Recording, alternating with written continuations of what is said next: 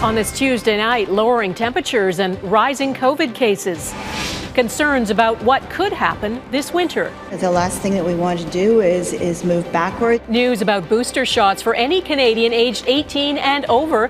And the Conservative leader makes it clear he has lost patience with vaccine skeptics in his caucus. Vaccines are safe.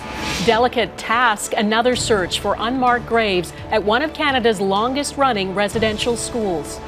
A reality check on the promises made at COP26. But we still have a mountain to climb. And a new assessment about how fast the world is warming.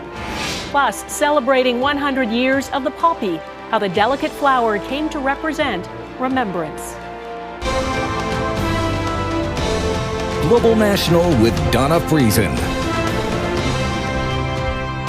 Good evening and thanks for joining us. We begin with developments around COVID-19. Health Canada has now approved a booster of the Pfizer-BioNTech COVID vaccine for everyone 18 years old and up to maintain their protection against the virus. The booster can be given at least 6 months after people got their second dose. Third doses are already being given in some provinces to high-risk groups, including people 70 and older, Indigenous people, and frontline healthcare workers. Health Canada is also reviewing an application for the booster dose of the Moderna vaccine. As winter approaches, COVID-19 case counts are creeping up. It's happening so fast in Yukon. A state of emergency has now been reimposed there. Yukon has the highest per capita rate of active cases in the country. Mask mandates and capacity limits, including in outdoor settings, are being put in place. And the Nunavut region in northern Quebec has the highest COVID-19 infection rate since the pandemic began. Nunavut reported 259 active cases on Monday. That's about 1,450 cases per 100,000 people. The community of Saluit is hardest hit, nearly 200 cases among 1,200 people. At least 5 patients have been transferred from Nunavut to hospitals in southern Quebec. Nunavut's health board says 80% of people who have tested positive are not fully vaccinated. Vaccinations are key here, and 85% of eligible Canadians are now fully vaccinated. But as winter closes in and we spend more time indoors, the risk, as Eric Sorensen reports, has not been completely eliminated. Winter's coming, outdoor patios are closing and restaurant patrons are moving indoors. Something else will also be moving inside, viruses, including COVID-19. Life is more normal now than a year ago. In Ontario, capacity limits have been lifted on restaurants and gyms, along with big sporting events and theatres. Now comes the next big test. Canadians coming together in greater numbers indoors, but also protected by vaccines. We are moving forward. The last thing that we want to do is move backwards and go into a further lockdown. That's what we don't want that. The people of Ontario don't want that. In Ontario, since the last big wave in the spring with more than 4,300 cases a day, the numbers have stayed low, but are beginning to trend upward from a 7-day average below 350 a day at the end of October to 492 cases now. One expert says it's too soon to end all restrictions with the Delta variant lurking. With Delta, there's no way out without public health measures. We need to have a little bit of these restrictions, including the certificates, including the masking, and probably a bit of capacity restrictions in the province. The country is in a better place. Epidemiologists say we can look at the numbers differently now. Nationally, after a surge of cases in September, the numbers are rising slightly once more, but hospitalizations are still coming down, and the average number of deaths is falling. The question, if another wave of cases comes, will hospitalizations and deaths also rise? It does not necessarily mean we're going to see the same type of spike in hospitalizations that we saw last year. With the large blanket of vaccination we have in our community, this will actually make it so it's much less comparatively than it was, for example, last year. Sudbury, Ontario is implementing capacity limits again after a new outbreak in the city. Localized restrictions, not province-wide lockdowns, may become the norm. What is needed now is just a fine-tuned response that takes into account the local epidemiological situation. But I think that we do have to realize that we are in a very different landscape right now. As outdoor temperatures fall, experts believe COVID cases will rise. But keeping down serious cases and deaths will be the key to a public health victory this winter. Eric Sorensen, Global News, Toronto. In the U.S., the pandemic is at a crossroads. As the holiday season approaches and Americans travel and spend more time indoors, COVID-19 is still killing more than 1,000 Americans every day. Case counts are creeping up. Nearly half of the states are now reporting higher numbers. As Jackson Proskow explains, it's leading to a new urgency to get more people vaccinated fast. When visitors arrive in the U.S., they'll find a country still very much in the grips of the pandemic, with daily case rates on average almost 4 times higher than in Canada. Every single day, the U.S. still records an average of 1,200 COVID-related deaths and is on track to exceed 1 million deaths by March. Everybody is going to have to really start thinking a little bit like an epidemiologist and think about what their own risk level is and what their risk tolerance is going to be. In many states, the virus is surging again. 2 months ago, the Delta variant led to an explosion of cases in Florida, Texas, and the South. Today, the situation has reversed, with northern states like Minnesota, Michigan, and Vermont seeing the fastest rates of increase. Vermont also has one of the highest rates of vaccination in the U.S. at 72%. We know now that fully vaccinated people can have breakthrough infections, and especially older ones could be more susceptible to serious breakthrough infections. So it's a risk. All of that is creating uncertainty about the winter as people gather indoors.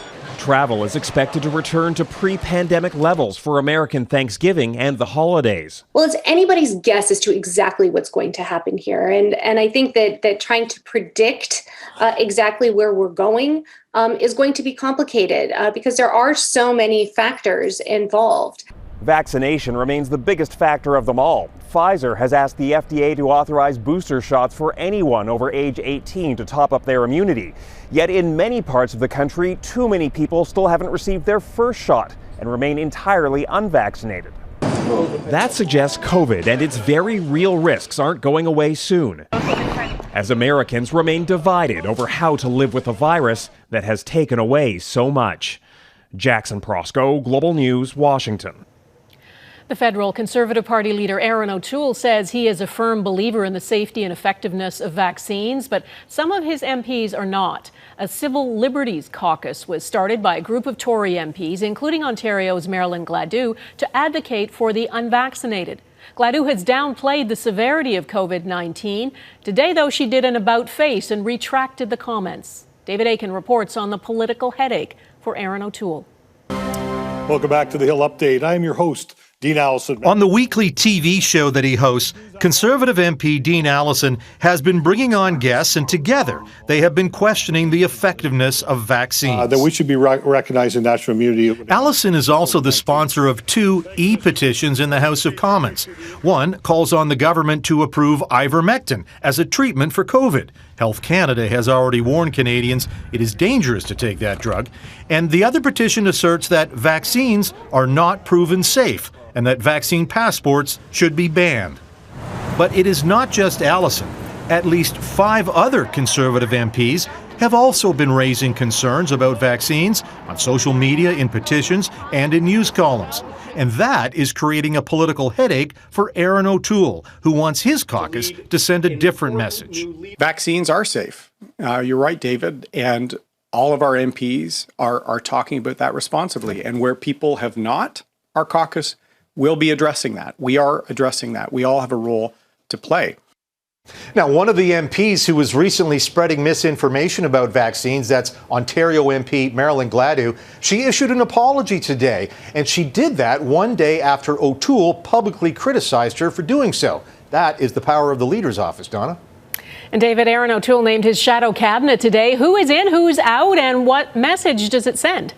Well, first of all, let's look at who's out, not in shadow cabinet. Gladue is one of them. She had been health critic under Andrew Scheer. She didn't make the cut. Neither did Leslyn Lewis, another vaccine skeptic in caucus. And that's a pretty clear sign that O'Toole is not going to feature any MPs that are offside on vaccines. But he is going to feature some strong caucus members. Pierre Poilievre, for example, very popular with the Conservative base. He will be finance critic. Calgary MP Michelle Rempel-Garner, she's going to champion Alberta's oil and gas industry. As natural resources critic, what O'Toole is trying to do, put his best people up against the strong performers in Trudeau's cabinet. Donna?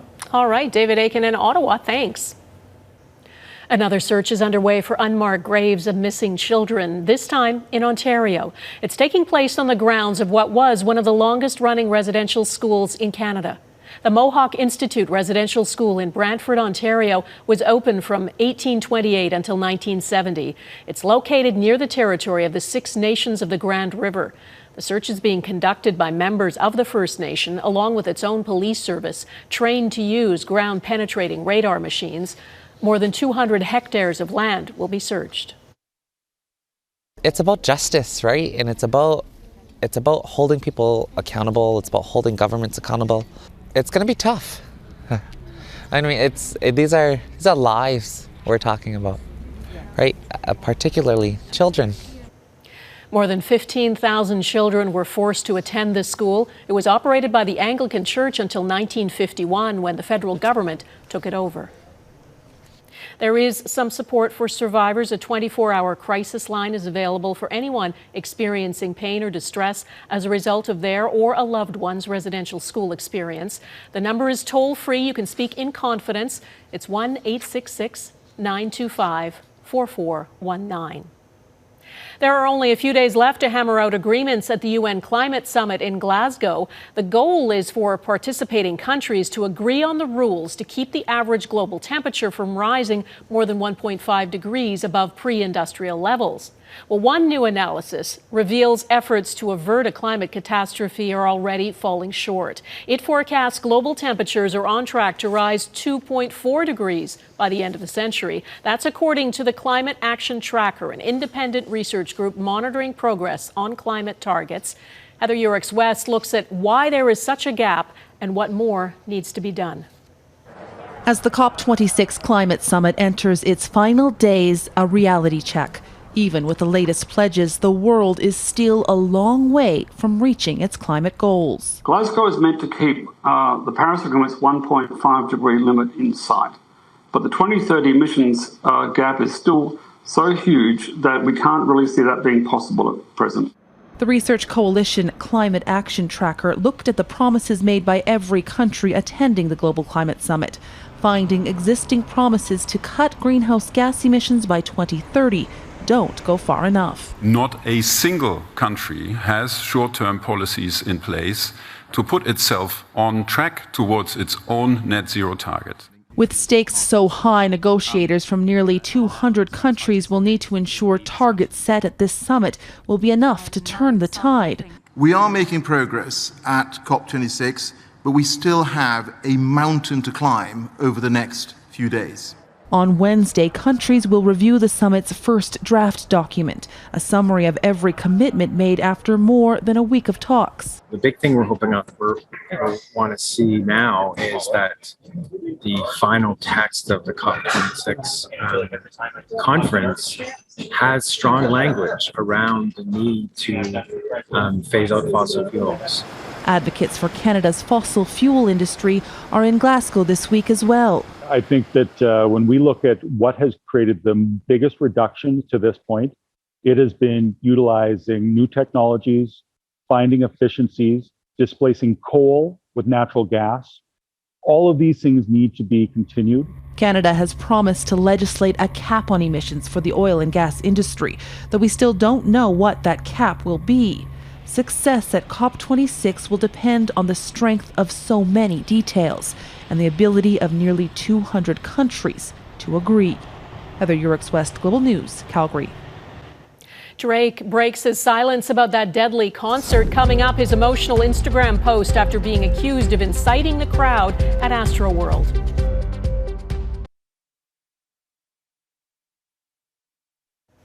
Canadian rapper Drake has posted a statement after the deadly events at the Astroworld Music Festival in Houston.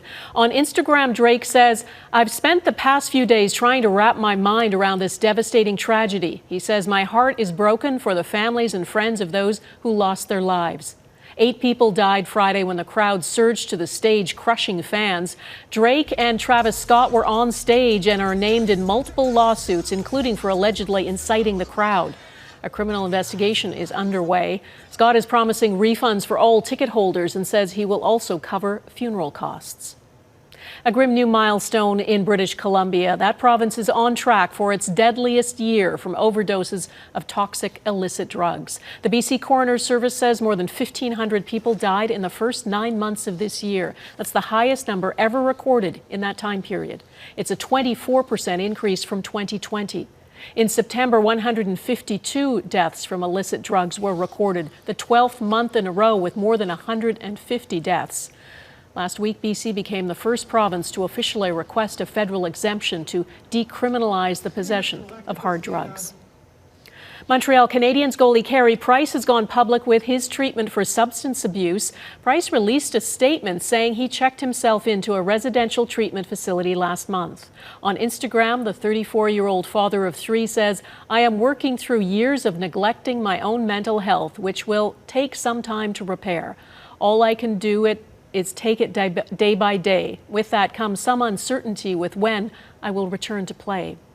Price rejoined his teammates off the ice today for the first time since October 7th. Ahead is Belarus exploiting thousands of desperate migrants as political pawns.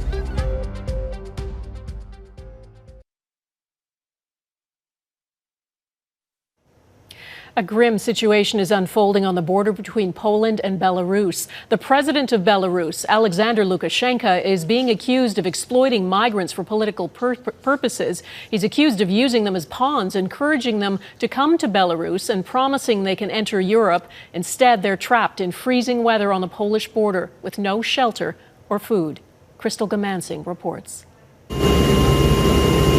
Here on the border of Poland and Belarus, hundreds of desperate people are stranded in the freezing cold. Where you going? To Poland or yes, to Germany? Poland. Or yes, Germany. Why you go to Germany? It's the country, the good country. Belarusian officials are accused of luring migrants from the Middle East and Africa with the promise of easy access to Europe.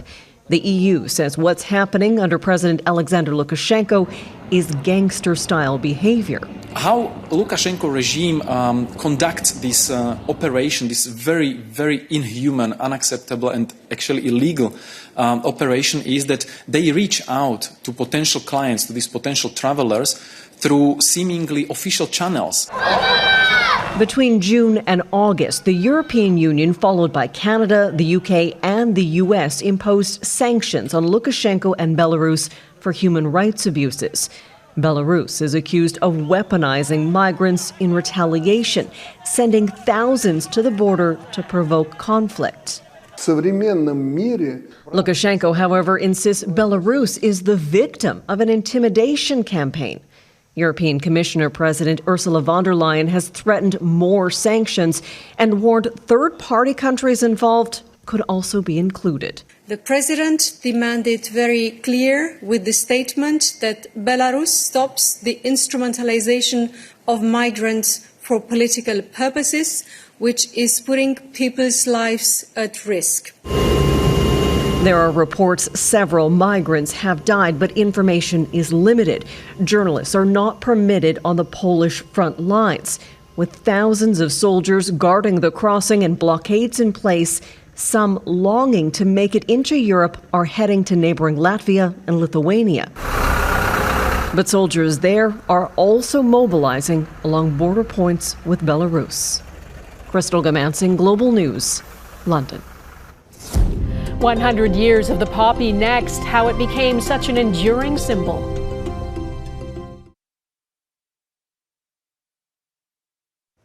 The poppy is the flower of Remembrance Day and has been for so long we rarely stop to think about why. This year is the 100th anniversary of the poppy being adopted as a visible way to honor the fallen and raise money for veterans. Mike Dorley explains how the delicate crimson flower became such an enduring symbol. How could anything grow in the battle-scarred fields of the First World War? In every direction, mud and disease. Yet amidst so much death, life in the form of a brilliant red poppy caught the eye of John McCrae, which he immortalized in the poem In Flanders Fields. And it really contrasts with the life and the reality of what it was like on the Western Front in World War I. The poem became an inspiration. The War Office in Britain began using it as a recruiting tool. But it was a pair of women on either side of the Atlantic who saw in the poppy the potential for charity.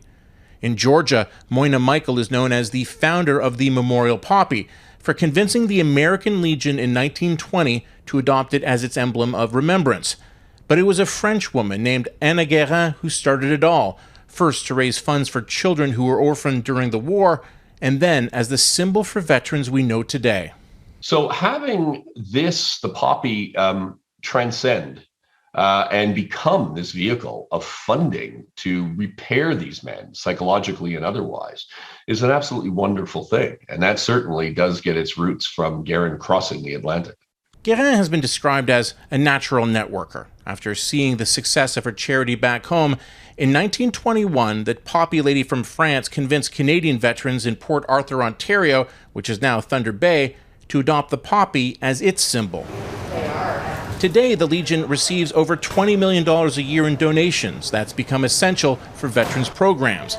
And this being the 100th anniversary, the Legion not only recreated the 1921 poppy, it's entered the world of limited digital art with an NFT called the Immortal Poppy. Essentially, it is a digital poppy. What we did is we took an original, genuine poppy from Flanders Fields in Belgium. An artist recreated that poppy in digital format, and now it exists in 100 copies. The names of 118,000 fallen Canadians are printed on the petals, a century of sacrifice and charity intertwined. Mike Trollet, Global News, Toronto. Global News will have live coverage of the Remembrance Day ceremony in Ottawa. Our coverage starts at 10:30 a.m. Eastern, 7:30 Pacific. It will also be streaming on our website, globalnews.ca, on November 11th. That is Global National for this Tuesday. I'm Donna Friesen. We leave you tonight with this cascade of handmade poppies draping the Niagara-on-the-Lake Museum in Ontario. It was put together by dozens of volunteers from the community who spent hours crocheting and knitting nearly 3,500 flowers to honor the fallen ahead of Remembrance Day. Thanks for watching. Hope to see you here again tomorrow. Take care of yourselves. Bye-bye.